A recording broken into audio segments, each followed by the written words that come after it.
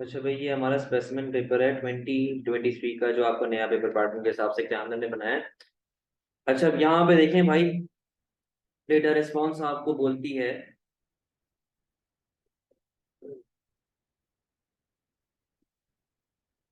वियतनाम्स economic miracle. 30 years ago, Vietnam was one of the poorest countries in Southeast Asia. Since then, its real GDP has increased rapidly. A series of economic and potential reforms has been responsible for its so-called economic miracle. कि हमारे पास Vietnam जो था वो south east Asia की बड़ी एक डूबी हुई इकोनॉमी थी, जिसकी हालत बड़ी खराब थी। तो उसके बाद हुआ ये कि कुछ रिफॉर्म्स लेके आए, कुछ पॉलिसीज लेके आए हैं, जिसकी वजह से आपके पास ग्रोथ आई है और आपके पास ओवरऑल इकोनॉमिक वेलबींग चल रही है। Vietnam has benefited from the increased protectionism in trade between China and United States. बोलता है कि हमारे पास जब एक प्रोटेक्शनिज्म बढ़ गए चाइना और यूनाइटेड स्टेट्स के वजह से, जो हम लोग वहां से सामान मंगवाते थे उसके लिए हम लोगों ने प्रोटेक्शनिस्ट मेजर्स लगा दिए, जिसकी वजह से हमारे पास जो है काफी एक अच्छा बेनिफिट हमें मिल रहा है। तो अगर मैं आपको यहाँ पे प्रोटेक्शनिस्ट मेजर्स की बात करूँ, तो हमारा जितना भी कंज्यूमर था वो इम्पोर्ट से किधर जाना स्टार्ट हो गया, जिसकी वजह से आपका एग्रीगेट डिमांड बढ़ना स्टार्ट हुआ और आपके पास इकोनॉमिक ग्रोथ आना स्टार्ट हो गई। For example, Vietnam has increased production of goods that are substitutes to those made in China to such an extent that Vietnam is popularly referred to as China plus one in recognition of its similar comparative advantage to China. बोलता है कि एक तो पहली बात, हमारे पास China के against comparative advantage है। दूसरा, इन्होंने चाइनीज की भी कॉपियां निकालनी शुरू कर दी। जिस तरह चाइना कॉपी निकालने में माहिर है, ये लोग चाइना की कॉपी निकालने में माहिर है। तो इनको क्या नाम दे दिया, चाइना प्लस वन लोगों ने। Rising export revenue is only one reason for Vietnam's spectacular economic growth. आपके पास आपका जो बैलेंस ऑफ ट्रेड है, आपका बैलेंस ऑफ ट्रेड किस में जाना स्टार्ट हो गया है, पॉजिटिव के अंदर। आपके पास पैसा आना स्टार्ट हो गया। With a rapidly growing population, Vietnam has invested heavily in its human capital and physical capital in the form of infrastructure, including cheap access to internet. इन्होंने बोला कि ये लोग लोगों की जो अपना ह्यूमन कैपिटल है, यानी कि जो लेबर इनके पास है, ये लोग उसको ना बेहतर बनाने की कोशिश कर रहे हैं। ये लोग इंफ्रास्ट्रक्चर लेके आ रहे हैं, ये लोग इंटरनेट पे चीप एक्सेस दे रहे हैं। तो ये एक तरीके से अगर देखा जाए तो ये आपके लिए एक सप्लाई साइड पॉलिसी में कह सकता हूँ कि आपके लिए इस तरीके से एक बेनिफिट हो रहा होता है, और आपके पास जो है लोगों के लिए आसानियां पैदा कर रहे हैं, आसान लफ्जों। आगे लिखा हुआ है, A third reason for this success is how Vietnam has moved towards trade liberalization. This is shown through its free trade agreement with the US and its membership of organizations of countries that have agreed to trade freely with each other, such as ASEAN and the TPP. बोलता है कि हम लोग जो Vietnam है, तीसरा reason जो उनकी सक्सेस का है, वो ये है कि ये लोग जिन लोगों के साथ ट्रेडिंग कर रहे हैं ना, वो एक तरीके से फ्री ट्रेड कर रहे हैं, लिबरलाइज कर दिया आपकी ट्रेड को। इसका मतलब है कि उसको आसान कर दिया है, इजी कर दिया है। जो भी आपके पास प्रोटेक्शनिस्ट मेजर्स थे उसको जरा सा हल्का कर दिया। जैसे कि हमारे पास एग्जांपल लिखी हुई है ASEAN और TPP, एक ऑर्गेनाइजेशन, जिस तरह आप कहते हैं कि कस्टम यूनियन आप जिसे कहते हैं, यूरोपियन यूनियन आप जिसे कहते हैं। तो एक तरीके से इन्होंने भी एक यूनियन टाइप बना लिया, जिसके अंदर ये लोग फ्री ऑफ कॉस्ट ट्रेडिंग करेंगे, फ्री मूवमेंट होगी गुड्स एंड सर्विसेज की। तो इनको परेशानी लेने वाली ऐसा कोई बात है नहीं। आगे लिखा हुआ है, These initiatives involve the removal of tariff and other tools of protectionism, increasing the potential for Vietnam to trade with other countries। देखें, जब हमारे पास टैरिफ वगैरह हट गए, सही है, उससे फायदा क्या होगा कि वियतनाम के एक्सपोर्ट्स बढ़ना स्टार्ट होंगे, क्योंकि कोई आप पे रिटेलिएट नहीं करेगा। जब आगे से लोग आप पे रिटेलिएट नहीं करेंगे, आपके लिए परेशानियां कम होगी। इस तरह कस्टम यूनियन के अंदर होता है, आप इजीली ट्रेड कर सकते हो विदाउट एनी टैरिफ वगैरह। तो आप उसके अंदर वियतनाम जो है वो अब इजीली अपने बैलेंस ऑफ ट्रेड को इम्प्रूव कर सकता है और अपने पास इकोनॉमिक ग्रोथ लेके आ सकता है। Nevertheless, there are possible dangers in this strategy. Vietnam's economy is heavily dependent upon its exports, which in 2017 were over 90% of the GDP। जो मैंने कहा है कि बहुत ही हार्मफुल चीज है, जो एक बहुत ही खतरनाक बात है। क्योंकि अगर अगर वियतनाम में हल्की सी भी इन्फ्लेशन आती है, या वियतनाम की करेंसी हल्की सी भी अप्रिशिएट होती है, तो इसकी इकोनॉमी का बेड़ा गर्क हो जाएगा। सही है, एक्सपोर्ट्स नहीं होंगे।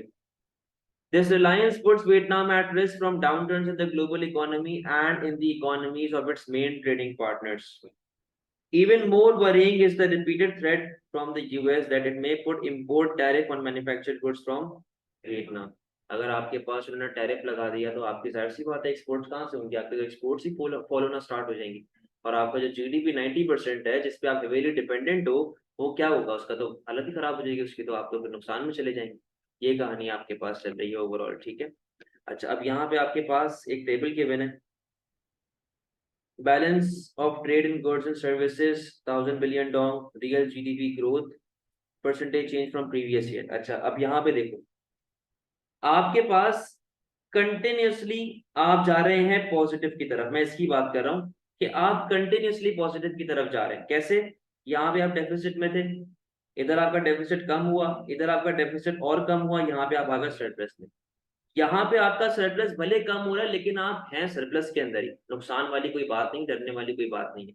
तो ओवरऑल आप जो है सरप्लस के अंदर बैठे हुए यहाँ पे। अच्छा, अब यहाँ पे रियल जीडीपी ग्रोथ गिवन है फ्रॉम प्रीवियस ईयर, यानी कि 2008 के से लेके 2009 तक आप कितना इंक्रीज हुए? 5.4%। फिर इस तरीके से आप बढ़ते जा रहे हो 6.4, 6.2 और इस तरीके से कंटिन्यूसली आपका इंक्रीज आता जा रहा है। आपका जी जीडीपी लेवल किस हिसाब से बढ़ रहा है ये चीज वो आपको बता रहा है, सही है। अब यहाँ पे जरा देखो क्वेश्चन नंबर 1 के ऊपर। अच्छा जी, यहाँ पे आए, क्वेश्चन नंबर 1 आपसे कहता है using the data in table 1 compare Vietnam's balance of trade in goods and services between 2009 and 2011 with that of 2015 to 2017। 15 से 17 और 9 से 11। अच्छा, ये 3 साल और ये 3 साल, सही है, इनको आपने कंपेयर करना है। आप बोलेंगे कि यार 2009 से लेके 2011 तक तीनों साल में आपका बीओटी किस में था? डेफिसिट में था। भले कम हो रहा था डेफिसिट, आप सरप्लस की तरफ जा रहे थे लेकिन ओवरऑल आप डेफिसिट के अंदर थे। 2015 से लेके 2017 तक आपके पास किसके अंदर है भाई? सरप्लस के अंदर है। अच्छा, अब उसके बाद आपने ये बात ये भी बतानी है कि देखो भले आप सरप्लस के अंदर हो लेकिन इनमें गैप देखो कितना आ रहा है, पहले 33,000 था, फिर एकदम से बढ़ गया, फिर एकदम से कम हो गया, यानी कि आपके पास एक प्रॉपर एक स्टेबल नहीं है चीज, एक स्टेबल नहीं है। सरप्लस तो है लेकिन वो सरप्लस स्टेबल नहीं, ठीक है। तो यहाँ पे आपको 2 मार्क मिलेंगे। पहले तो आपने ये बताना है कि डेफिसिट में सरप्लस में क्या हो रहा है, और फिर आपने बताना है इसका ट्रेंड, कि इसका ट्रेंड आपके पास कैसा चल रहा है। हाँ, समझ गए। Question number B का 1, explain the relationship you would expect between annual change in the balance of trade in goods and services and the annual change in the real GDP. और part B बोलता है, मतलब part 2 sorry, consider the extent to which this relationship is evident in the table 1.1।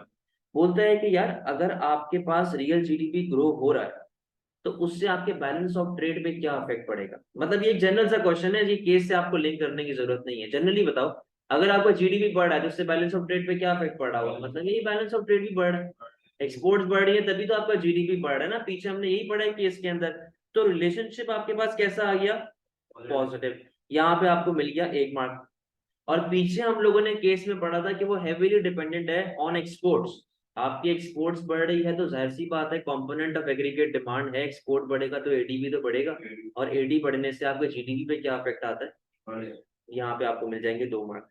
समझ में आ गई ये बात। अब आए, बोलता है कि भाई ये केस मतलब जो बात आपने अभी बताई है ये टेबल 1.1 में किस तरह शो हो रही है। यहाँ पे देखो आपका जीडीपी कंटिन्यूसली बढ़ रहा है, हर साल बढ़ रहा है, मतलब जरूरी नहीं है कि सेम अमाउंट से बढ़े। किधर लिखा हुआ? कम नहीं हो रहा, कम रेट से बढ़ रहा है, कम रेट से बढ़ रहा है, बढ़ अभी भी रहा है। हाँ सही है, ये चीजों को जरा समझो, इसको करेक्ट करो इसको। तो यहाँ पे आप देखेंगे कि यार जितना हमें नजर आ रहा है ना, पहली बात कि जैसे जैसे आपका जीडीपी कंटिन्यूसली बढ़ता जा रहा है उस हिसाब से हमारा जो बैलेंस ऑफ ट्रेड है वो भी पॉजिटिव के अंदर आता जा रहा है। लेकिन प्रॉब्लम ये है कि अगर मैं आपको यहाँ पे एक केस दिखाऊं, जैसे कि इधर देखो, ये वाले को देखो, यहाँ पे हमारा जीडीपी कितना 6.2 और अपन लोग किस में बैठे हुए? नेगेटिव में बैठे हुए। यहाँ पे जीडीपी उससे भी कम रेट से बढ़ रहा है लेकिन कितना ज्यादा सरप्लस हो गया। ऐसा ही है, अब इस डब्बे को देखो और इस वाले डब्बे को देखो, यहाँ पे जीडीपी कितना था 6, कितना बैलेंस ऑफ ट्रेड आ रहा है 1 लाख कुछ आ रहा है, यहाँ पे सारा जीडीपी उससे भी ज्यादा बढ़ा है, लेकिन आपका जो बैलेंस ऑफ ट्रेड है वो किस में चला गया, पहले के मुकाबले में कम हो गया ना, कम सरप्लस आया पहले के मुकाबले में। तो आप ये बात बोलेंगे कि यार इस टेबल के हिसाब से हमारे पास इनफ एविडेंस गिवन नहीं है कि हम लोग प्रॉपर तरीके से जस्टिफाई करें। देखो जनरल सा रूल तो ये है ना कि आपके पास अगर एक्सपोर्ट्स बढ़ रही है तो आपका जीडीपी बढ़ेगा, ये तो जनरल सा रूल है। जिस तरह हमारा दुनिया में जनरल सा असूल है, इनकम बढ़ेगी तो डिमांड बढ़ेगी, लेकिन वो फर्दर किस पर डिपेंड करता है, टाइप्स ऑफ गुड है ना, नॉर्मल है कि इंफीरियर है, सेम यहाँ पे हो रहा है कि अपने पास जनरल सा रूल तो है कि जब अपना एक्सपोर्ट बढ़ेगा तो अपना इकोनॉमिक ग्रोथ आएगी, एग्रीगेट डिमांड बढ़ेगा, लेकिन इस टेबल में हमें प्रॉपर तरीके से इतना ऑब्वियस नहीं दिया हुआ डेटा कि हम लोग उसको एक्सप्लेन करें। हाँ अगर ये नंबर्स के अंदर होता या अगर हमें और फर्दर इंफॉर्मेशन गिवन होती तो हम लोग बोल सकते थे कि हाँ यार देखो पॉजिटिव रिलेशन है हमारे पास, क्योंकि देखो ये परसेंटेज के अंदर है, ये नंबर्स के अंदर है, या तो दोनों को एक चीज में देता, ठीक है, या तो और फर्दर इंफॉर्मेशन देता जिससे मैं और बेहतर तरीके से इवेल्युएट कर पाता। समझ में आई है बात? तो यहाँ पे इसका आंसर ये है कि ओवरऑल तो सरप्लस में जा रहे हो आप, ठीक है, लेकिन जो एविडेंस है वो प्रॉपरली यहाँ पे शो नहीं हो रहा। कोई मसला भाई ऑनलाइन आप लोगों को?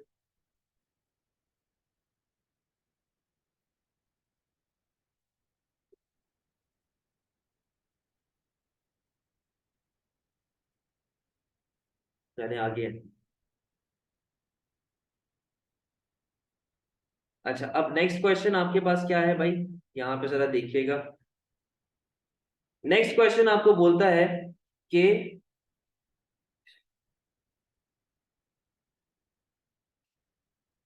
using information provided, explain one supply side reason why Vietnam has experienced spectacular economic growth। यहाँ पे हमारे पास spectacular economic growth, economic miracle के बारे में बातें लिखी हुई थी।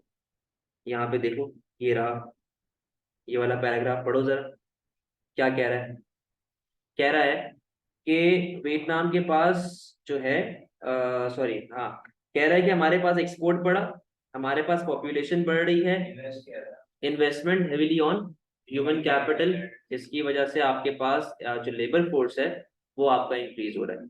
सर तो खाली नॉट इनफ एविडेंस लिखने से 2 मार्क मिल जाएंगे? बेटा मैंने आपको 2-3 बातें बताई है, मैंने सिर्फ नॉट इनफ एविडेंस नहीं बताया था। तो वो 2-3 बातें जब आप लिखेंगी तब आपको मार्क्स मिलेंगे। तो आपने यहाँ पे इसको बोला कि भाई जो हमारे पास सप्लाई साइड पॉलिसी की बात कर रहा है वो ये कर रहा है कि आप फर्दर इन्वेस्टमेंट करें ऑन ह्यूमन कैपिटल। आप यानी कि फॉर एग्जांपल उनको ट्रेन करो, आप उनको जो है वो आउटपुट आपका बढ़ाने का हो जाएगा, सही है। तो आप यहाँ पे एजुकेशन की बात कर लो, एजुकेशन की भी तो बात लिखी हुई थी ना यहाँ पे, आप वो वाली बात कर सकते हैं। समझ में आई? तो ये कितने मार्क अपने हो गए? 2, 4, 6, 8। सही, अब आखिरी के दो हैं आपके 6-6 मार्क के। Assess the likely macroeconomic effects on of pressure on the exchange rate of the Vietnam's dong arising from Vietnam's increased export। बोलता है कि यार अगर आपके पास यानी कि आपकी एक्सपोर्ट्स बढ़ रही हैं तो उससे आपके एक्सचेंज रेट के ऊपर क्या इफेक्ट आएगा, उस पर किस तरीके से प्रेशर आएगा, वो ये चीज आपसे पूछ रहा है, ठीक है। तो अब यहाँ पे देखो, सबसे पहले जब आपके पास एक्सपोर्ट बढ़ेगी तो उसकी वजह से डोंग की डिमांड में क्या इफेक्ट आएगा? बढ़ जाएगी। उसकी वजह से डोंग क्या हो जाएगा? पहली बात तो आपने उसको ये बता दी, ठीक है, ये बात आपने उसको लिंक कर दिया। फर्दर जब आपके पास एक्सपोर्ट्स बढ़ रही है इसका मतलब क्या है कि आपका एग्रीगेट डिमांड बढ़ रहा है। जब आपका एग्रीगेट डिमांड बढ़ रहा है तो इसका मतलब क्या है कि आपके मुल्क में एम्प्लॉयमेंट लेवल बढ़ रही है। ये चीज आपने उसको एक्सप्लेन कर दी, ठीक है। अब वो आपसे पूछता है, हम्म, एम्प्लॉयमेंट डिमांड फॉर लेबर बढ़ेगा, हाँ तो आपके पास वेजेस ज्यादा देनी पड़ेंगी, जो बेसिक से आपके पास कहानी होती है। अच्छा फिर फर्दर क्या लिखेंगे भाई आप? आपके पास जैसे कि अब इसके ड्रॉबैक पे भी बात करनी, अगेंस्ट में भी बात करनी, 2 पॉइंट आपने फेवर में एक्सप्लेन कर दिए, 2 पॉइंट एक्सप्लेन में मतलब अगेंस्ट में एक्सप्लेन करो। अब यहाँ पे देखो जब आपका एग्रीगेट डिमांड बढ़ रहा है ऐसे प्राइस पे क्या इफेक्ट आता है? प्राइस बढ़ जाएगी ना, एक्सप्लेन करो। इसके अलावा क्योंकि वियतनाम वियतनाम की जो इकोनॉमी है वो हेavily डिपेंडेंट है सिर्फ एक्सपोर्ट्स पे। तो अगर इसकी करेंसी अप्रिशिएट होगी लोग सिर्फ एक्सपोर्ट्स करेंगे, ऐसा ठीक है, चला जाएगा इसके बारे में बातें बताओ, ठीक है। आपके पास यहाँ पे जो आपने मुझे बात कही कि यार डिमांड फॉर लेबर बढ़ेगी तो वेजेस बढ़ जाएंगी, उसके बारे में बात बताओ। कॉस्ट ऑफ प्रोडक्शन आपके पास बढ़ जाएगी, ठीक है, गुड्स एक्सपेंसिव फर्दर हो जाएंगे आपके पास। अच्छा, उसके अलावा आपने दोनों मतलब पॉजिटिव और नेगेटिव पॉइंट्स बताने। एप्रिसिएशन की बात करेंगे तो आप बोलेंगे कि अगर आपका डिमांड इलास्टिक चल रहा है प्रोडक्ट का, तो लोग आपसे क्यों परचेज करेंगे भाई, उनके पास और ऑप्शन अवेलेबल नहीं है, चाइना ऑप्शन अवेलेबल है, यूएस अवेलेबल है, वहां से ले सकते हैं। सही है। अच्छा सर, अगर 6 मार्क का हो तो बस 3 बातें लिखूंगा एक्सप्लेन करके 6 मार्क। तीन तीन एटलीस्ट दो दो लिखो, दो फेवर में दो अगेंस्ट। बस सिर्फ स्टेटमेंट लिखो। स्टेट करें एक्सप्लेन करनी, एक्सप्लेन करनी, स्टेट करने से तो मार्क्स नहीं मिलेंगे ना। Assess whether Vietnam's economic miracle is likely to persist over the next few years. देखो, पहली बात तो ये कि वो क्या बोलता है कि हम लोग जो है ना वो यहाँ पे जो हमारे पास इकोनॉमिक कहाँ गया, इकोनॉमिक ग्रोथ, हमारे पास स्पेक्टेकुलर इकोनॉमिक ग्रोथ और हमारी इकोनॉमिक मिरेकल, ये जो पूरी इसने बातें यहाँ पे तीन बातें लिखी हुई, ठीक है, ये जो तीन बातें लिखी हुई इसने पूछा है कि यार क्या आपको इससे बेनिफिट होगा, क्या ये लॉन्ग टर्म है या नहीं है, वो ये चीज पूछ रहा है। तो देखो, जब आप लॉन्ग टर्म की बात कर रहे होंगे ना, तो आप यहाँ पे बताएंगे कि देखो सबसे पहले तो ये बात लिखी हुई है कि चाइना और यूएस में फट्टा चल रहा है। चाइना और यूएस में जब फट्टा चल रहा है तो उससे बेनिफिट किसको हो रहा है, वियतनाम को। बताओ कि वियतनाम के एक्सपोर्ट्स बढ़ना स्टार्ट होंगे, वियतनाम के पास एम्प्लॉयमेंट लेवल क्रिएट होना स्टार्ट होगा, वियतनाम के पास जो है वो एग्रीगेट डिमांड बढ़ना स्टार्ट होगी, ठीक है। फर्दर हमारे पास यहाँ पे क्या लिखा हुआ है कि हम लोग ह्यूमन कैपिटल में इन्वेस्ट कर रहे हैं, तो यार ये तो एक लॉन्ग टर्म पॉलिसी आ गई ना, क्योंकि सप्लाई साइड पॉलिसी है, ट्रेनिंग है, एजुकेशन है, आप इसके बारे में बात करेंगे। फर्दर आपके पास यहाँ पे क्या लिखा हुआ है, फ्री ट्रेड एग्रीमेंट, जिसकी वजह से आपको ट्रेडिंग करने में आसानी हो गई है, आपके इंपोर्ट एक्सपोर्ट जो है वो इजीली कवर होना स्टार्ट हो गए हैं, और आप जो है वो आसानी से अपने पास स्पेंडिंग कर रहे हैं, आपकी एक्सपोर्ट्स वगैरह हो रही है। ह्यूमन कैपिटल, जी लेबर, लेबर को आप जब ट्रेन करते हो तो वो ह्यूमन कैपिटल होता है। अच्छा, फिर उसके बाद अब जाना है ड्रॉबैक्स के ऊपर, ड्रॉबैक्स के ऊपर जाओ। ड्रॉबैक ये है कि इसने यहाँ पे क्या बोला था वियतनाम के बारे में, यूएस क्या कर देगा, तो ये प्रॉब्लम है, यूएस आपके ऊपर टैरिफ लगा देगा। थर्ड रीजन का प्रोटेक्शनिज्म, फ्री ट्रेड का डिसएडवांटेज देखो, लोकल प्रोड्यूसर्स हैं, डंपिंग है, लोकल प्रोड्यूसर्स डिस्करेज होंगे, उनके ऊपर इफेक्ट आएगा, ये बातें सारी बताओ, ठीक है। फिर यहाँ पे आप टाइम लैग की बात कर लो, टाइम लगता है, टाइम लैग वाली प्रॉब्लम है, फौरन से तो नहीं होती ना भाई, ये वाली बातें आप उसको एक्सप्लेन करो, समझ में आई है। तो आपने प्रॉपर तरीके से टू साइडेड जाना है, इन दी एंड आपने कंक्लूजन देना है कि क्या ये बेनिफिशियल होगा, या ये बेनिफिशियल मतलब लॉन्ग रन के लिए है या नहीं है, ये बातें आपने उसको एक्सप्लेन करना, समझ गए हैं बात को। अच्छा, अब आ जाए सेक्शन बी के ऊपर, ये कौन सा है सेक्शन बी, सही है।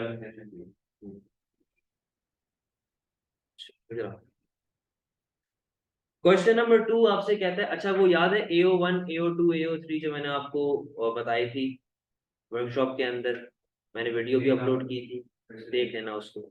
उसके अंदर यही था कि आपके अब 3 मार्क नॉलेज अंडरस्टैंडिंग के, 3 मार्क एप्लीकेशन एनालिसिस के, और 2 मार्क जो है इवैल्यूएशन के हो गए 8 मार्क वाले के अंदर, ठीक है। डिस्ट्रीब्यूट कर दिए, डिवाइड कर दिए, 3 3 2, नॉलेज के दो 3 मार्क, एनालिसिस के 3 मार्क और इवैल्यूएशन के 2 मार्क, ठीक है। तो अब यहाँ पे आओ, an economy contains just two sectors, an agricultural sector and an industrial sector. With the help of a diagram, explain how production possibility curve can be used to show the concept of opportunity cost, and consider whether opportunity cost is likely to remain constant if resources are reallocated from agricultural sector to industrial sector. बड़ा ही कोई बकवास सा सवाल है, यहाँ पे आओ।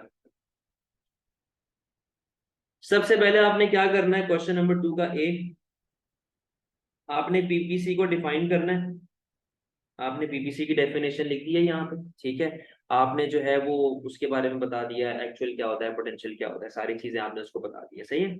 अच्छा, फिर उसने बोला कि हम लोग क्या कर रहे हैं, 2 टाइप का गुड बना रहे हैं, तो जब आप पीपीसी की डायग्राम बनाओगे तो यहाँ पे आप किस किस की बात लिखोगे, आप एक साइड पे एग्रीकल्चर लिखोगे और एक साइड पे आप लिखेंगे मैन्युफैक्चरिंग इंडस्ट्री, यही है ना दोनों, industrial sector, sorry industrial sector, इसकी बात लिखोगे, ठीक है। और आपने ऐसा डायग्राम बनाई। अच्छा, अब आपने जब उसको लिखना स्टार्ट किया, आपने उसको फर्दर बताया अपॉर्चुनिटी कॉस्ट क्या होती है, आपने एक्चुअल पोटेंशियल सारा डिफाइन कर दिया, एक्चुअल पोटेंशियल, ठीक है। आपने अपॉर्चुनिटी कॉस्ट को डिफाइन कर दिया, पूरा आपने एक्सप्लेन कर दिया, सही है, पूरा आपने लिंक कर दिया, आपने प्रॉपर तरीके से अपनी डायग्राम वगैरह बना दी, सही है। अब आप उसको बोलेंगे कि यार उसने आपसे क्या कहा कि आप कुछ चीजें निकाल के किस में डाल रहे हो, फ्रॉम एग्रीकल्चर टू, तो जब आप एग्रीकल्चर टू इंडस्ट्रियल की तरफ जा रहे हो तो बताओ इंक्रीजिंग अपॉर्चुनिटी कॉस्ट का कॉन्सेप्ट, उसको एक्सप्लेन करो। आप उसकी तरफ जा रहे हैं ना, आप उसको एक्सप्लेन करें, इंक्रीजिंग अपॉर्चुनिटी कॉस्ट का कॉन्सेप्ट क्या होता है, उसको जरा लिंक करें, ठीक है। अच्छा, फिर आपने जाना है किसके ऊपर, इवैल्यूएशन के ऊपर। इवैल्यूएशन के ऊपर आप बोलेंगे कि यार देखो बात सारी ये है कि ये दोनों डिफरेंट सेक्टर ऑफ इकोनॉमी में ऑपरेट करते हैं। एग्रीकल्चर ऑपरेट करता है प्राइमरी में, और जो आपका इंडस्ट्री है सेकेंडरी में ऑपरेट करता है। मैं एक किसान को एक मशीन ऑपरेटर बना सकता हूँ, जिसको चलाना ही नहीं आता, नहीं चला सकता ना। तो आप उसको बोलेंगे कि always concept of opportunity cost आपके पास अराइज होगा, अपॉर्चुनिटी कॉस्ट का कॉन्सेप्ट हमेशा आपके पास अराइज होगा, जिसके अंदर आप बताएंगे कि अगर आप प्राइमरी सेक्टर वाले बंदे को सेकेंडरी सेक्टर पर डाल रहे हो तो आपके पास हमेशा अपॉर्चुनिटी कॉस्ट का कॉन्सेप्ट आ रहा होगा, सही है। अपॉर्चुनिटी कॉस्ट, उमर ये देखो, आपने एग्रीकल्चर को ज्यादा से कम किया, लेकिन जो आपका इंडस्ट्री है वो सिर्फ हल्के से बढ़ रहा है। इस कॉन्सेप्ट को बोलते हैं increasing opportunity cost. Increasing opportunity cost का मतलब ही यही है कि आप एक चीज को ज्यादा से कम कर रहे हो, दूसरी चीज हल्की सी पड़ रही है, और ये क्यों होता है, लैक ऑफ मोबिलिटी की वजह से। आपके पास ऑक्यूपेशनल मोबिलिटी नहीं होती या जियोग्राफिकल मोबिलिटी नहीं होती, जिसकी वजह से आप स्विच नहीं कर सकते अपने रिसोर्सेज को बिटवीन टू गुड्स। अब यही प्रॉब्लम है ना, आपके पास रिसोर्सेज ही नहीं है। अब वही मैंने जो आपसे बात की कि किसान को मैं वो तो नहीं बना सकता ना मशीन ऑपरेटर। अब आए इसके 2B के ऊपर, assess whether the free market should be used to provide all types of goods in an economy। जब भाई इस तरह का ओपन एंडेड क्वेश्चन आ जाता है, जब वो ऑल टाइप्स ऑफ गुड की बात करता है, इसके अंदर आपके पास खुला हाथ है, आप मेरिट गुड की बात करो, डीमेरिट की बात करो, पब्लिक गुड की बात करो, प्राइवेट गुड की बात करो, कोई टेंशन नहीं। चारों की तरह 12 माह के लिए चारों का टाइम है इतना आपके पास, चारों की करोगे, में 3 बनी है, 2 से 3 मैक्सिमम। बस उसमें फिर ड्राफ्ट वगैरह बना देते हैं। हाँ बस समझ गया, सही है। अच्छा अब यहाँ पे आओ जरा इसकी एमएस को देखते हैं, क्वेश्चन नंबर 2 का भी सुने भाई। तो इसमें ये एनालाइज कैसे करेंगे कि नॉलेज कितने, मतलब फॉर एग्जांपल हाँ पार्ट बी वाले में, पार्ट बी वाले में पार्ट बी वाले के अंदर आपके पास 2 मार्क नॉलेज के हैं, 6 मार्क एप्लीकेशन एनालिसिस के हैं, 4 मार्क कंक्लूजन के। तो ये मतलब सारे जितने पॉइंट्स मेंशन कर रहे हैं उससे आधा आधा करके मतलब बीच बीच से ये सारे मार्क्स उठाएगा। जैसे हाँ 8 मार्क वाला पीपीसी डिफाइन भैया इसमें फॉर एग्जांपल आपने डायरेक्टली स्टार्ट कर दिया ना, फॉर एग्जांपल आपने डायरेक्टली स्टार्ट कर दिया, आपने बोला कि जी being a private producer I can a producer can supply merit good demerit good, खत्म, स्टार्ट कर दिया आपने, चलते हुए घोड़े पे बैठ गए। तो आप जब तक उसको बताओगे नहीं कि फ्री मार्केट क्या होता है, जैसे इसमें क्वेश्चन में उसने पूछा है ना कि भाई free market all types of good, तो पहले फ्री मार्केट बताओ क्या होता है, ये नॉलेज के मार्क्स हैं। और गुड एलोकेटेड बाय सही है, आप मैकेनिज्म की डेफिनेशन बताओ, क्योंकि फ्री मार्केट में क्या फॉलो हो रहा होता है। सही है, अब यहाँ पे आओ जरा क्वेश्चन नंबर 2 का भी, सबसे पहले आप डिफाइन, जैसे एक मार्क वाले में आपने बोला डिफाइन पीपीसी पोटेंशियल और अपॉर्चुनिटी कॉस्ट, तो वहां पे ये 3 मार्क्स मिलते हैं नॉलेज के एक तरीके से, क्योंकि जब तक आपका इंट्रो पूरा हो गया ना, इंट्रो में आपने नॉलेज उठा लिया, आप बीच में नॉलेज नहीं दोगे, आप नॉलेज शुरू के अंदर ही दोगे। समझ में आई ये बात। आपने प्राइस मैकेनिज्म डिफाइन किया, आपने फ्री मार्केट इकोनॉमी डिफाइन कर दिया कि फ्री मार्केट के अंदर आपके पास क्या होता है, प्राइस मैकेनिज्म में आपके पास क्या होता है, forces are determined by the prices are determined by the forces of demand supply where price provides signal to the producer to allocate resources in profit maximizing manner। ये आपकी एक डेफिनेशन हो गई। फ्री मार्केट क्या होती है, government नहीं होती, प्राइवेट इंडिविजुअल्स होते हैं, दूसरी डेफिनेशन हो गई। यहाँ पे आपको मिल गए 2 मार्क्स सिर्फ नॉलेज के, सही। अब आप किस तरीके से जाएंगे एनालिसिस वगैरह के अंदर, आप उसको लिंक करेंगे, बहुत से टाइप्स ऑफ गुड आपके पास है, आप जैसे मैंने आपको बताया कि मेरिट है, डीमेरिट है, सही है, मेरिट आ गया, तो फॉर एग्जांपल मेरिट और डीमेरिट गुड्स वगैरह लिखते हैं, इनकी डेफिनेशन नहीं लिखेंगे, लिख दो ना, ठीक है। पब्लिक प्राइवेट, ये 4 टाइप्स ऑफ गुड है, इनमें से कोई से भी 2 को प्रॉपर्ली एक्सप्लेन कर लो विद डायग्राम। जैसे मेरिट और डीमेरिट लंबी हो जाएगी बहुत, मेरिट डीमेरिट पे अच्छी खासी लंबी कर सकते हो आप, सही है। अब आ जाए इवैल्यूएशन के ऊपर। डीमेरिट ज्यादा इवैल्यूएशन के अंदर मैं आपको बोलूंगा, या अगर चाहो तो उनके बारे में भी थोड़ा थोड़ा बता देना, ज्यादा मत बताना, थोड़ा थोड़ा बता देना, एक एक पैराग्राफ थोड़ा थोड़ा। तो अगर मैं आपकी जगह होता, मैं कंक्लूजन क्या लिखता कि यार free market is not effective, no. जहां पे आपने लिखा ना नो, वहां पे एक मार्क मिल गया। अगर आप कंफ्यूज बैठे हुए हो कि यार ये भी हो सकता है, वो भी हो सकता है, वो भी हो सकता है, वो आपको मार्क नहीं देगा, वो बोलेगा फजूल बहस नहीं करो मेरे आगे, लंबी नहीं करो, काम की बात करो। आपने लिख दिया नो, आप बोलेंगे कि यार देखें हमारे पास, हमें बताना है ना कि मेरिट अंडर एलोकेटेड है, डीमेरिट बिल्कुल ऐसा ही है, ड्रॉबैक्स देने हैं आपने, ड्रॉबैक्स और बेनिफिट दोनों बताने हैं ना। आप देखो, जरूरी तो नहीं है ना कि हर चीज के अंदर बुराई हो। आप अगर मेरिट गुड बना रहे हो तो आप उसकी क्वालिटी भी तो देखो ना। आपको अगर अच्छी क्वालिटी मिलती है तभी फीडर मिक्सर में जाके पढ़ते हो ना, वरना चले जाओ पीले स्कूल के अंदर। वजह है ना कोई वहां पे जाने की, तो बताओ उसको क्वालिटी अच्छी होती है। सही है। मैं अच्छा सर, जैसे मेरिट और डीमेरिट में जो पॉलिसी होगी इनको सही वगैरह करनी है, वो सारी पॉलिसी डिस्कस करेंगे। पॉलिसीज क्यों डिस्कस कर रहे हो भाई? पॉलिसी पॉलिसीज नहीं डिस्कस करनी, वो कंक्लूजन में आप बताओगे कि यार देखो पब्लिक गुड सिर्फ गवर्नमेंट देती है, तो गवर्नमेंट को होना चाहिए। मेरिट गुड कम यूज होता है तो गवर्नमेंट को एडवर्टाइजिंग सब्सिडी करनी चाहिए। डीमेरिट गुड ज्यादा यूज होता है तो गवर्नमेंट को एडवर्टाइजिंग इनडायरेक्ट टैक्सेस लगाने चाहिए। तो इन दी एंड क्या यूज होना चाहिए, क्या फॉलो होना चाहिए आपके पास? Mixed economic system. तो सब में मतलब बेसिक ड्राफ्ट बनेंगे तो समझ में आ गई है? पॉलिसी नहीं करनी। पॉलिसीज का क्वेश्चन ही नहीं। सही। सर सो इवैल्यूएशन में ही लिखेंगे प्राइवेट सेक्टर के एडवांटेज डिसएडवांटेज? नहीं बेटा, आपने एडवांटेज डिसएडवांटेज बॉडी में लिखने हैं कि यार देखो मेरिट गुड अगर मैं बनाता हूँ, उसकी क्वालिटी अच्छी है, उसका कंपटीशन आ रहा है और चीजें बन रही हैं, या वो आ रही है, क्या बोलते हैं, इनोवेशन आ रही है। सही है, ये बातें उसको बताओ। How ever merit good is under consumed, under allocated, this will result in under production. इस तरीके से आपने जाना है, टू साइडेड रहना है। इवैल्यूएशन में सिर्फ बताना है कि भाई ये होना चाहिए कि नहीं होना चाहिए। इवैल्यूएशन आपकी बॉडी का पार्ट नहीं है, बॉडी आपने ऊपर लिख दी है पूरी 6 मार्क की। चले जी नेक्स्ट क्वेश्चन के ऊपर आइएगा। सर एक बात, मेरिट डीमेरिट तो डिस्कस कर लिया हम्म। तो हम उसके फ्री मार्केट के कैरेक्टरिस्टिक्स से हमको लिख पाएंगे। वो तो आपने ऊपर नॉलेज के अंदर थोड़ा बहुत बता दिया ना क्या यही होगा। होंगे क्वेश्चन बस मैं करना। अच्छा, अगर वो फ्री मार्केट का पूछ रहे हैं तो उसके एडवांटेज और डिसएडवांटेज बता सकते हैं ताकि और आपको लंबी क्यों करनी है? देखो आप 10 पेज लिखा हो, आपको सिर्फ 6 मार्क मिलेंगे एप्लीकेशन के, सिर्फ 6 मार्क मिलेंगे। आप 500 पॉइंट लिखा हो, 6 मार्क्स से ज्यादा नहीं देगा। 6 मार्क्स अकॉर्डिंग। ऐसी बात है, तो उतना लिखो ना जितने आपको मार्क्स मिल रहे हैं।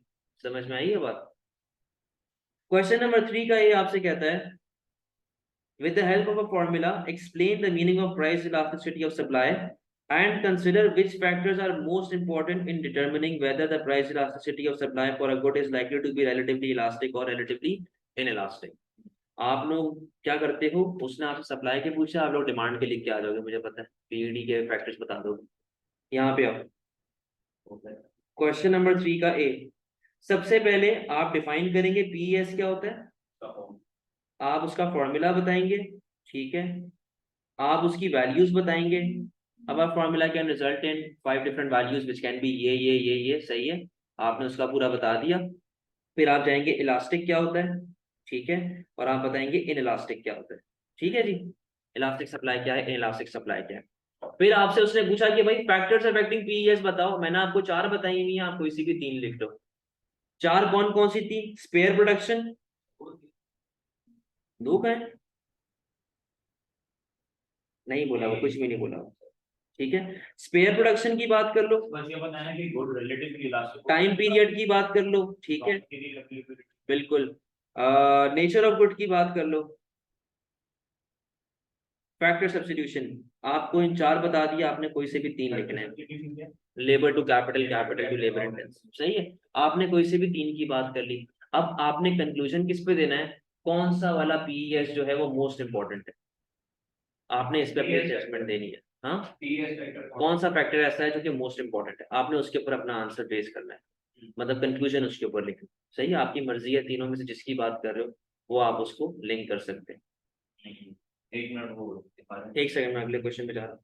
Assess the likely success of any two government policies to make the price elasticity of supply of all agricultural products more elastic। इसमें 2 पूछी गई।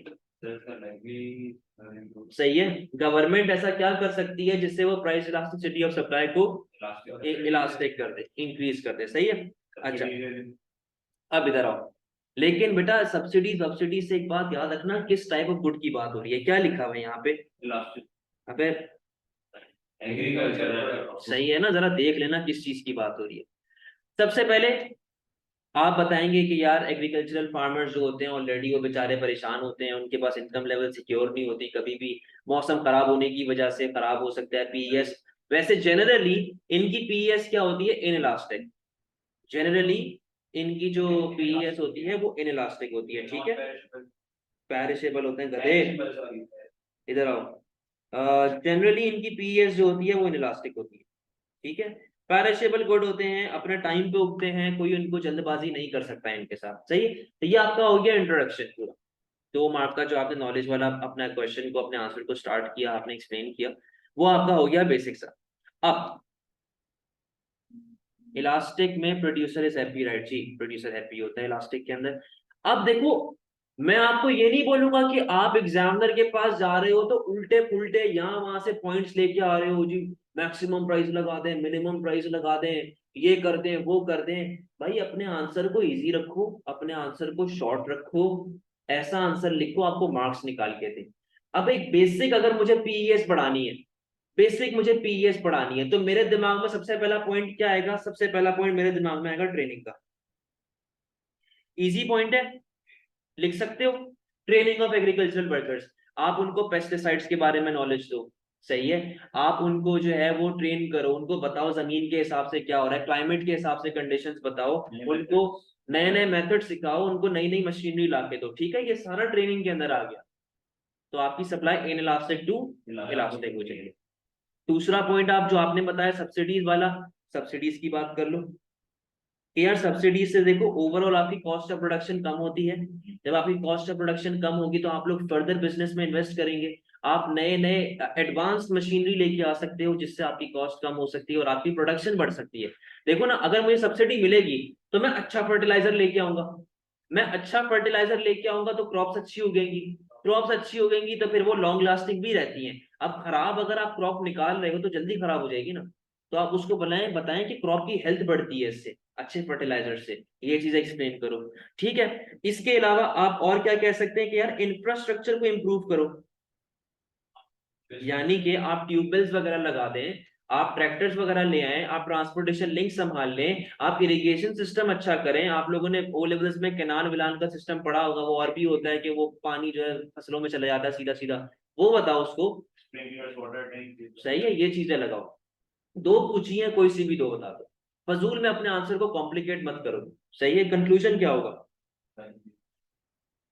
ट्रेनिंग ले लो या कुछ भी जिसको ज्यादा अच्छे सपोर्ट कर रहे हैं वो पहले तो ये बताओ कि क्या हम लोग कर सकते हैं।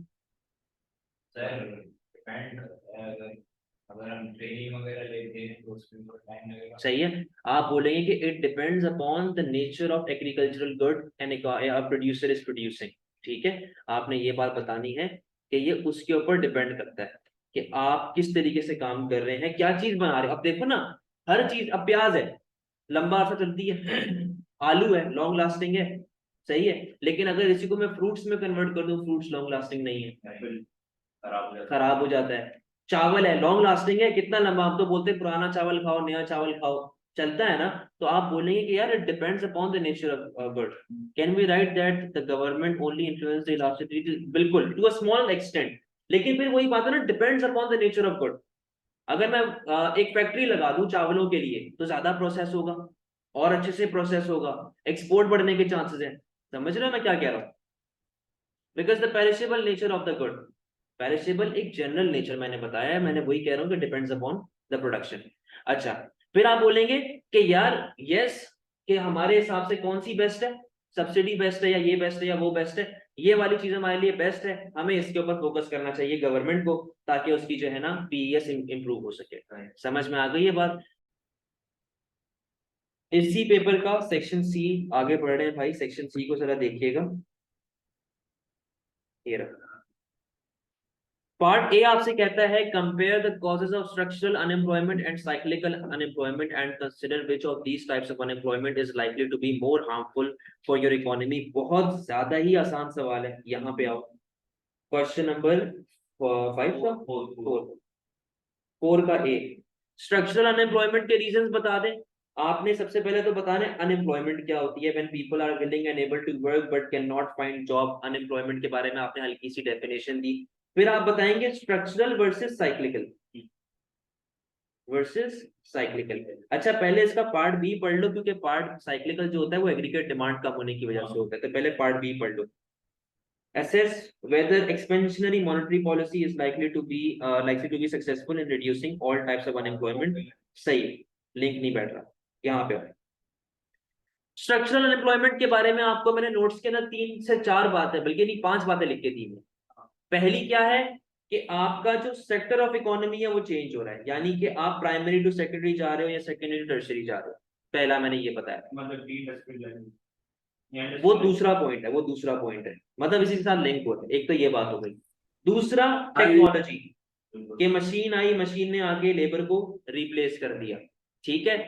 तीसरा, आपने कंपैरेटिव एडवांटेज को लूज कर दिया, लूजिंग कंपैरेटिव एडवांटेज, जिससे एक्सपोर्ट ओरिएंटेड फर्म्स आपकी बंद हो गई और आपके पास मुल्क में अनएम्प्लॉयमेंट। बेसिकली नोट ये लिख के दिया है कि स्ट्रक्चरल अनएम्प्लॉयमेंट तब होगी, हाँ वही बता रहा हूँ, इकोनॉमी का जब पूरे का पूरा आपका इंडस्ट्रियल सेक्टर तबाह हो जाए तब होती है, यानी कि एक बंदे को इम्पैक्ट नहीं पड़ रहा, पूरी की पूरी इंडस्ट्री को पड़ रहा है, ये होती है इंडस्ट्रियल सॉरी स्ट्रक्चरल अनएम्प्लॉयमेंट। सही। तब मतलब सेकेंडरी उस पे क्या होता है, सेकेंडरी सेक्टर में क्या होता है, इंडस्ट्रियल इंडस्ट्री की मैं बात कर रहा हूँ, जिस तरह एग्रीकल्चर भी तो एक इंडस्ट्री है ना, लेकिन प्राइमरी है। मैं उस तरह से इंडस्ट्री की बात कर रहा हूँ, मैं मशीन्स वगैरह की बात नहीं कर रहा। ए आ जाए बस, ये मर है इजी। अच्छा, साइक्लिकल क्या होता है? साइक्लिकल अनएम्प्लॉयमेंट आपके पास क्या होता है भाई, उसके अंदर आप जो है वो एग्रीगेट बेटा इस तरह के मैसेज करने होते हैं ना प्राइवेट में, क्या करो। साइक्लिकल अनएम्प्लॉयमेंट आपके पास कब होता है? साइक्लिकल अनएम्प्लॉयमेंट के अंदर आप तब फेस कर रहे होते हैं जब आपका एग्रीगेट डिमांड गिर जाता है, ठीक है, जिसको डिमांड डेफिशिएंट अनएम्प्लॉयमेंट भी कहते हैं। आपका एग्रीगेट डिमांड कम होगा, जो मैंने चेन बताई हुई है उससे प्रोडक्शन कम होगी, डिमांड फॉर लेबर कम होगी, अनएम्प्लॉयमेंट कम हो जाएगी, यहाँ पे अनएम्प्लॉयमेंट बढ़ जाएगी, सॉरी।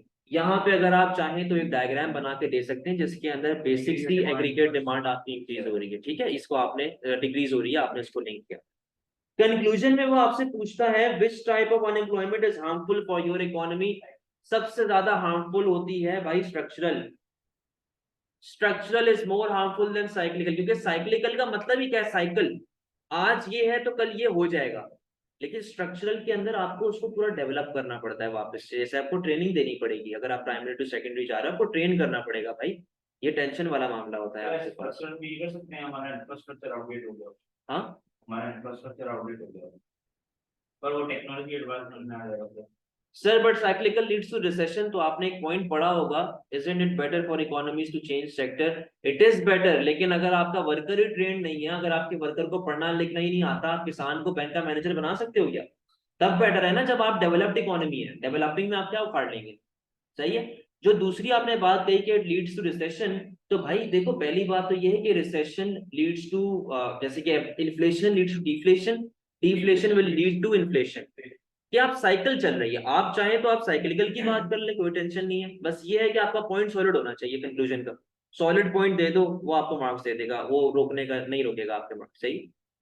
अच्छा जी, अब पार्ट बी आपसे क्या कहता है, assess whether expansionary monetary policy is likely to be successful in reducing all types of unemployment। तो पहले तो आप स्टार्ट लेंगे, मॉनेटरी पॉलिसी क्या होती है, एक्सप्लेन मॉनेटरी पॉलिसी, ठीक है, आपने मॉनेटरी पॉलिसी को एक्सप्लेन किया, सही है। आपने बताया एक्सपेंशनरी की बात हो रही है यहाँ पे, तो आप बोलेंगे कि यार आपकी मनी सप्लाई बढ़ गई जिससे आपका रेट ऑफ इंटरेस्ट कम हो गया, रेट ऑफ इंटरेस्ट कम हो गया तो आपके पास सेविंग कम होगी, आपके पास कंजम्पशन बढ़ेगी, और आपके पास जो एग्रीगेट डिमांड है इन दी एंड बढ़। सही है, ये वाली कहानी आपके पास चल रही है। तो आप इसको लिंक करेंगे, आप यहाँ पे डायग्राम भी बनाएंगे, लिंक विद इन्वेस्टमेंट। सही है, जो आपकी डायग्राम बनती है आपने वो डायग्राम को साथ बना के एक्सप्लेन कर दिया, तो जो कंबाइंड डायग्राम बनती है आपकी, हाँ सही है, आपने उसको लिंक किया। अच्छा, अब देखो हमारे पास क्या हिसाब किताब चलता है। इन दी एंड आप देखें तो इसका जो लिंक है वो एग्रीगेट डिमांड इंक्रीज होने के साथ ही आ रहा है। आपका एग्रीगेट डिमांड इंक्रीज हो रहा है तो आपके पास अनएम्प्लॉयमेंट तो कम होगी। अब आपने लिंक करना है कि किस किस तरह की अनएम्प्लॉयमेंट किस किस तरह कम हो रही होती है। ये देखें, ये वाले डायग्राम की मैं बात कर रहा हूँ। आपके पास यहाँ पे इंटरेस्ट रेट आ गया, यहाँ पे आ गई क्वांटिटी ऑफ मनी, ठीक है। यहाँ पे आ गया आपके पास इंटरेस्ट रेट और यहाँ पे आ गई आपके पास इन्वेस्टमेंट, ठीक है। अच्छा, ये आ गई मनी सप्लाई, ये आ गई आपके पास मनी डिमांड, ठीक है। अच्छा, और ये आपका लिंक चल रहा है इंटरेस्ट रेट विद इन्वेस्टमेंट का, सही है। इन्वेस्टमेंट का आपके पास ये लिंक आ गया। करंटली आप इस इक्विलिब्रियम पे ऑपरेट कर रहे हैं जहां पे आपका रेट ऑफ इंटरेस्ट आर चल रहा है, आपके पास क्वांटिटी क्यू चल रही है और आप इस करंट इंटरेस्ट रेट के ऊपर कितनी इन्वेस्टमेंट कर रहे हैं, आए, ठीक है। फिर आपने बताया जी कि मैंने open market buying and selling of bond के थ्रू गवर्नमेंट ने क्या किया, गवर्नमेंट ने बॉन्ड्स को परचेज कर लिया यानी कि बाई किया और बदले में लोगों को कैश दे दिया। जब कैश दिया तो उससे मनी सप्लाई पे क्या इफेक्ट आएगा, आपकी मनी सप्लाई इंक्रीज होगी MS1, आपके पास नया इक्विलिब्रियम आ जाएगा E1। आपके पास इंटरेस्ट रेट पे क्या इफेक्ट आ रहा है, सर कॉन्ट्रैक्शन है जिसमें मनी सप्लाई इन्वेस्टमेंट कॉन्ट्रैक्शन में पीछे है, ठीक है। क्वांटिटी क्यू से Q1।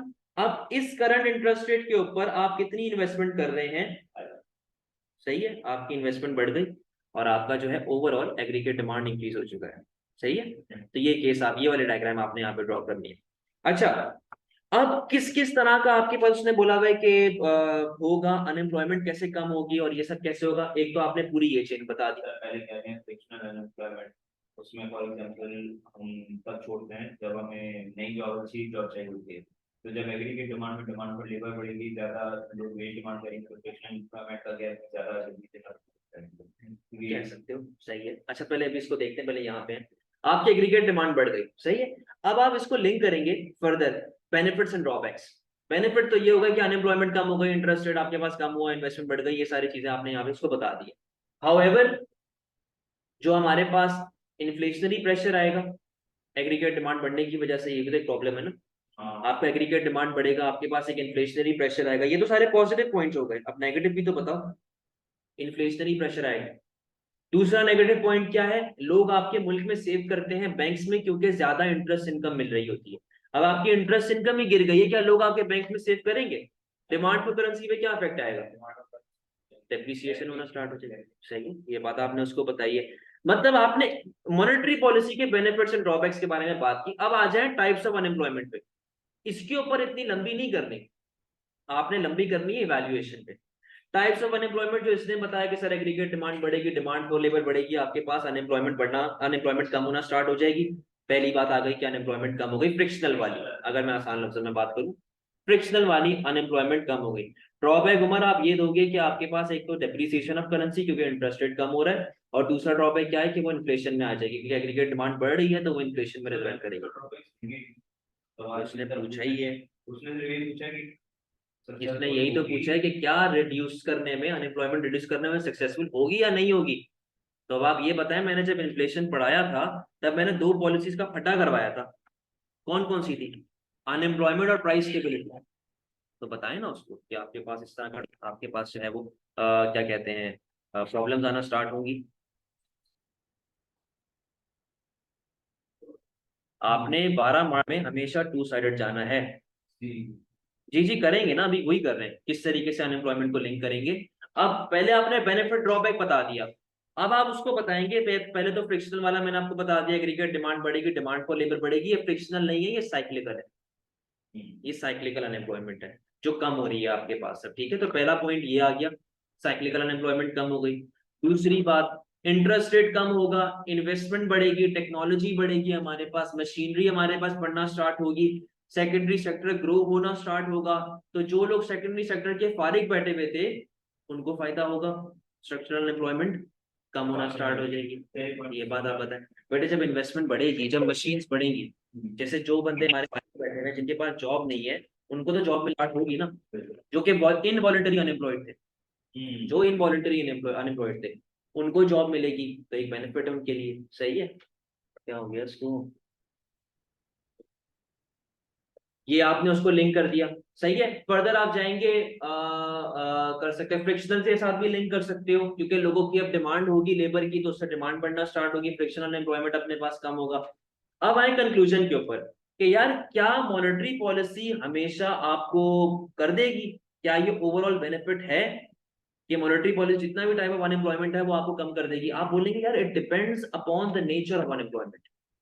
मेजॉरिटी केसेस के अंदर एक्सपेंशनरी पॉलिसी करती है, भले मॉनेटरी हो भले फिस्कल हो, आपकी अनएम्प्लॉयमेंट कम होती है। लेकिन अगर सीजनल अनएम्प्लॉयमेंट है, पहाड़ों में बर्फ जम गई है, लोग नीचे आ गए हैं, वहां पे अनएम्प्लॉयमेंट हो गई है, उनको मैं बर्फ किस तरह हटाऊं? नहीं हटा सकता ना। इसके अलावा रीजनल अनएम्प्लॉयमेंट, फ्लड्स आ गए, जलजले आ गए, जमीन खुल गई है बीच में से, उसको मैं किस तरह रोकूं? सही है ना, डिपेंड करता है ना नेचर ऑफ अनएम्प्लॉयमेंट के ऊपर भी। तो आप ओवरऑल ये बोलेंगे कि yes it can reduce unemployment, but it also depends upon the nature of unemployment and economy is facing. समझ में आई है बात? ये आपका कंक्लूसिव पैराग्राफ होगा, सही। Question number 5, explain what is meant by a deficit on the current। मैंने जब भी किया था वो अनएम्प्लॉयमेंट वाला सवाल, मैंने सिर्फ बताया कि मॉनेटरी पॉलिसी क्या होती है वगैरह, तब फाइन वगैरह किया ये सब। उसके बाद मैंने सारे टाइप्स ऑफ अनएम्प्लॉयमेंट बताई और उसने बताया कि किसमें अफेक्ट करेगा और किसमें नहीं। तो ये गलत है? गलत तो नहीं है, कितने मार्क्स हैं आपको? पता नहीं, 9-10। गलत नहीं है, सही है। मैंने देखो उसने आपको डिटेल सही नहीं बताई ना, आपने ड्रॉबैक नहीं बताया मॉनेटरी पॉलिसी के। अगर आप वो बताते आपको पूरे मिल जाते। आपको इवैल्यूएटिव होना पड़ता है ना, जजमेंटल होना पड़ता है, दोनों साइड्स आपको बतानी है, डिस्कस करनी। मैं आपको जवाब से ठीक है। Explain what is meant by a deficit on the current account of an economy's balance of payment and consider whether a high rate of a high rate of inflation will always lead to a deficit on the current account of an economy's balance of payment। बोलता है कि आपके पास balance of payment का current account क्या होता है, और ये बताओ कि अगर आपके मुल्क में इन्फ्लेशन हो रही है तो क्या it will always lead to a deficit in the current accounts balance of payment. पहला सवाल है। दूसरा आपसे कहता है assess whether a high rate of inflation or a deficit on the current account of the balance of payment is more serious problem for an economy। तो पहले तो पार्ट ए को देखते हैं। बोलते हैं कि यार बताओ करंट अकाउंट क्या होता है, डेफिसिट क्या होता है, तो पहले इसकी बात कर लेते हैं भाई। क्वेश्चन नंबर 5 का ए, सबसे पहले तो आपने बता दिया कि बैलेंस ऑफ पेमेंट को डिफाइन करो, करंट अकाउंट के कंपोनेंट्स को डिफाइन करो, सही है। इसको आप डिफाइन करेंगे कि ये क्या होते हैं, सही है, आपने इसको एक्सप्लेन कर दिया, net income, net transfer, trade income, trade service. फिर इसको आप लिंक करेंगे बैलेंस ऑफ ट्रेड के साथ कि यार ये देखो बैलेंस ऑफ ट्रेड बन जाता है, और ये वो जो बेसिक आपका इंट्रोडक्शन वाला पार्ट है, नॉलेज वाला पार्ट। अच्छा, फिर उसने आपसे कहा हुआ है फर्दर क्वेश्चन के अंदर कि यार आपके पास क्या हो रहा है, आपके पास हो रहा है हाई रेट ऑफ इन्फ्लेशन, तो बताओ इन्फ्लेशन क्या होती है? Inflation, persistent sustainable rise in the general price level over a period of time। यही आपने बता दिया उसको, आपने इन्फ्लेशन को डिफाइन कर दिया, ठीक है। डेफिसिट का और डेफिसिट का भी बताना है कि करंट अकाउंट जो होता है वो डेफिसिट क्या होता है। तो ये तो आपका हो गया पूरा नॉलेज, आपको इससे मिलेंगे 3 मार्क्स, सही है। ये पूरे नॉलेज पे आपको मिलेंगे 3 मार्क्स। आगे क्या बोलता है, will always lead to a deficit on the current account of the balance of payment. कि यार जो इन्फ्लेशन है, क्या वो हमेशा आपका बैलेंस ऑफ पेमेंट को डेफिसिट में कन्वर्ट करेगा? तो आपने यस और नो करके बताना है।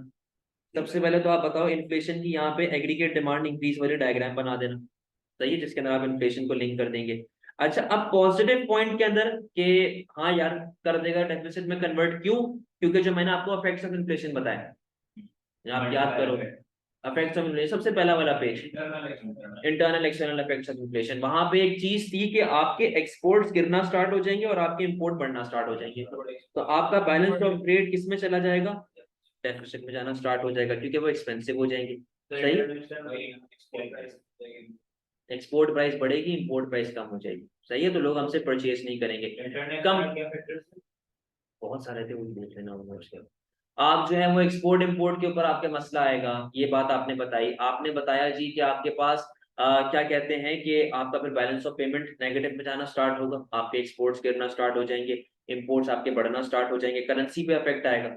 हाउएवर आप यहाँ पे बताएंगे कि अगर तो आपकी डिमांड इन इलास्टिक है, तब आपका टोटल रेवेन्यू बढ़ेगा, ठीक है, अब ये 8 मार्क का, इसलिए एक एक पॉइंट बहुत है, फजूल लंबी नहीं करें। कंक्लूजन में आप क्या बोलेंगे? कंक्लूजन में आप बोलेंगे कि यार जरूरी नहीं है कि एक रीजन की वजह से, जैसे कि अगर मैं बोलूं कि जैसे मैंने इलास्टिक वाली बात आपसे कही है, तो जरूरी नहीं है कि इन्फ्लेशन जो है वो हमेशा ही आपके बैलेंस ऑफ पेमेंट को नेगेटिव ले जाए। क्या पता जो इन्फ्लेशन आपके पास आ रही है वो मल्टीप्लायर इफेक्ट वाली हो, माइल्ड इन्फ्लेशन वाली हो, इकोनॉमिक ग्रोथ वाली इन्फ्लेशन हो, यानी कि आपकी इकोनॉमी प्रॉस्पर कर रही है। तो it is not always necessary that an increase in inflation will lead to a current account deficit. समझ में आ गई है बात? तो हमारे इन्फ्लेशन की भी ग्राफ बनाएंगे फिर। तो इन इलास्टिक वाला पॉइंट डायरेक्ट कंक्लूजन में लिखेंगे ना, 2 बार तो नहीं लिख सकते। नहीं, देखो ऊपर आप डिफाइन करेंगे, आप नीचे कोई दूसरा पॉइंट लिख दो।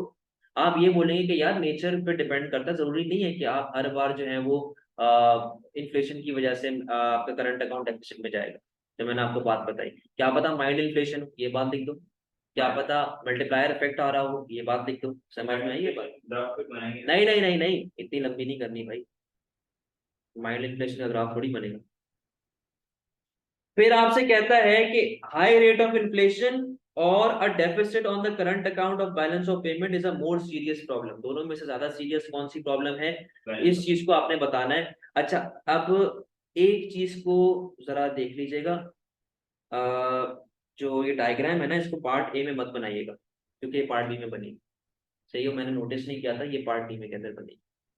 अच्छा जी, अब ये काफी लंबा क्वेश्चन है, बहुत लेंथी क्वेश्चन है। आपने दोनों के हार्मफुल इफेक्ट्स बताने हैं कि इन्फ्लेशन के हार्मफुल इफेक्ट्स क्या होंगे, और आपके पास जो है वो बैलेंस ऑफ पेमेंट डेफिसिट के हार्मफुल इफेक्ट्स क्या होंगे। तो पहले मैं यहाँ पे इन्फ्लेशन की बात कर लेता हूँ। यहाँ पे आप डायग्राम बना देना एडी इंक्रीज वाली, ठीक है। अच्छा, यहाँ पे आप उसको बताओ यार, can lead to hyper inflation, सही है, इन द फ्यूचर। और वही जो आपका menu cost, shoe leather cost, lending borrowing, जो आपके पास पूरा एक चैप्टर है उसका पूरा छप जाएगा यहाँ पे। मतलब पूरा नहीं छापना, 3 से 4 पॉइंट मैक्सिमम। शू लेदर कॉस्ट, मेन्यू कॉस्ट, आपका जो है वो क्या कहते हैं, बैलेंस ऑफ पेमेंट डेफिसिट जाने वाला। इसके अलावा जी sorry, balance of trade deficit जाने वाला। बैलेंस ऑफ ट्रेड को डेफिसिट आपने फेंक दिया, ठीक है। आप इसके अलावा शू लेदर, मेन्यू कॉस्ट, तो शुगर लेदर क्या है? बता देता हूँ एक सेकंड। मेन्यू आ गई, सही है, लेंडर बोरोवर आ गया, ये इन्फ्लेशन के मसले आ गए, हाँ ओके। ठीक है। अब आ जाए उसके ऊपर, एक्सचेंज रेट के ऊपर, क्या जो आपका क्या था, बैलेंस ऑफ ट्रेड था, पेमेंट करंट अकाउंट ही ना, क्या आपका करंट अकाउंट डेफिसिट में जा रहा है, आपका करंट अकाउंट जो माइनस में जा रहा है, इसको लिंक करो। इसको आप बताएंगे सबसे पहले, देखो करंट अकाउंट नेगेटिव में जाने का मतलब क्या है कि या तो आपकी एक्सपोर्ट्स गिर रही है या तो आपकी इंपोर्ट बढ़ रही है। सीधी सी बात तो ये है ना, नेट इनकम नेट ट्रांसफर का ऐसा जितना इम्पैक्ट नहीं होता। तो तो मिलती है जा रही है। तो आपके पास बैलेंस ऑफ ट्रेड किस में जा रहा है, नेगेटिव में जा रहा है ना। जब आपका बैलेंस ऑफ ट्रेड माइनस में जा रहा है, इसका मतलब है कि जो एक्स माइनस एम आपके एग्रीगेट डिमांड के अंदर होता है, आपके एग्रीगेट डिमांड में जो एक्स माइनस एम होता है वो नेगेटिवली अफेक्ट हो रहा है। इसका मतलब क्या है कि एग्रीगेट डिमांड पे क्या अफेक्ट आएगा। डायग्राम बनाओ और उसको लिंक करो कि आपके मुल्क में उससे क्या होना स्टार्ट हो जाएगी। लिंक करो इसको, अनएम्प्लॉयमेंट बढ़ गई, पहली बात आपने बता दी। अच्छा, एम्प्लॉयमेंट आपके पास बढ़ गई, हाँ, तो वही बात है ना, वो तो अभी चाहते हैं उस पर बात करते हैं। अच्छा, आपके पास इंपोर्ट बढ़ता जा रहा है, सॉरी। जब आपके पास इंपोर्ट बढ़ता जाएगा, इसका मतलब क्या है कि सप्लाई ऑफ करेंसी के ऊपर क्या इफेक्ट आ रहा है। सब सप्लाई ऑफ करेंसी बढ़ेगी तो करेंसी पे क्या इफेक्ट आएगा, डेप्रिशिएट होगी। बताओ उसको, लिंक करो, डायग्राम नहीं बनाना, बस प्रॉपर ऐसे ही एक्सप्लेन कर दो। सही है, आप अगर बाहर वाले पे डिपेंडेंट हो। अच्छा सर, ये भी कह सकते हैं कि सप्लाई ऑफ करेंसी बढ़ रही है, मतलब डिमांड ऑफ करेंसी कम हो रही है, सप्लाई बढ़ रही है या डिमांड गिर रही है, एक ही बात। इंटरेस्ट रेट कम हो जाएंगी और इंटरेस्ट इंटरेस्ट को छोड़ो, इंटरेस्ट रेट कहाँ से आ गया, एक्सचेंज रेट की बात करो ना, फॉरेन इन्वेस्टमेंट कम हो जाएगी। एक्सचेंज रेट की बात करो, हाँ। एग्रीगेट डिमांड कम होगी, हाँ। ऐसी बात है। और एक तो क्योंकि हमारे जो बैलेंस ऑफ ट्रेड है वो नेगेटिव में, इंपोर्ट्स वगैरह हमारी बढ़ रही है, हाँ। हमारे जो लोकल प्रोड्यूसर्स हैं वो भी हमारे डिस्करेज में प्रोड्यूस करने से।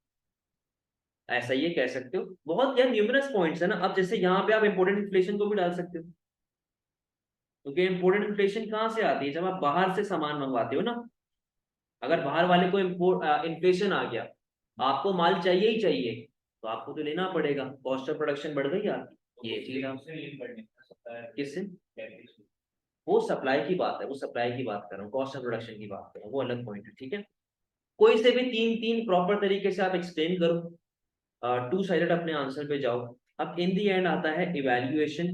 अब आप ये बोलेंगे कि यार देखिए बात सारी ये है, हार्मफुल तो दोनों है, साफ सीधी सी बात है, इन्फ्लेशन भी हार्मफुल है, करंट अकाउंट डेफिसिट भी हार्मफुल है, बैलेंस ऑफ पेमेंट डेफिसिट जो है वो भी हार्मफुल है। बट सवाल ये उठता है कि आपके पास जो इन्फ्लेशन, ऑलरेडी इन्फ्लेशन है, एग्जिस्टिंग इन्फ्लेशन है, वो कितनी है, और जो आपका एग्जिस्टिंग करंट अकाउंट डेफिसिट है वो कितना है। अब फॉर एग्जांपल मेरा करंट अकाउंट डेफिसिट इतना सा है, तो वो 1000 $2000 है, कवर हो सकता है ना इजीली। लेकिन अब पाकिस्तान के मैं डेफिसिट की बात करूं, वो तो साला गिनने में भी नहीं आता। समझ में आई बात, तो वो तो अपना मामला ही अलग है।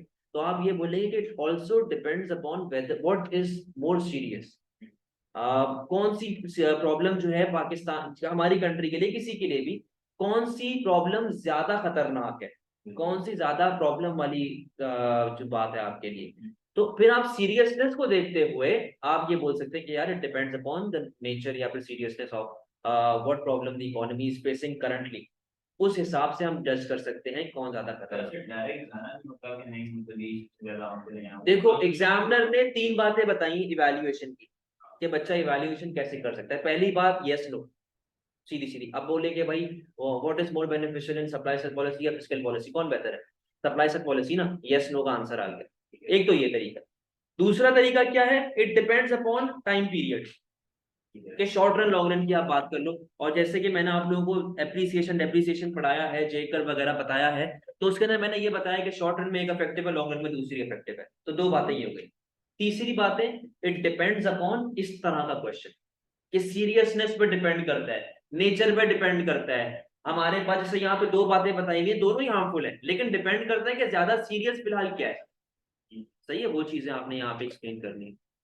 समझ में आ गई ये बात, क्लियर है। तो बेटा ये पूरा पेपर था हमारा स्पेसिमेन, जो अभी आया है, एग्जामिनर ने भेजा था।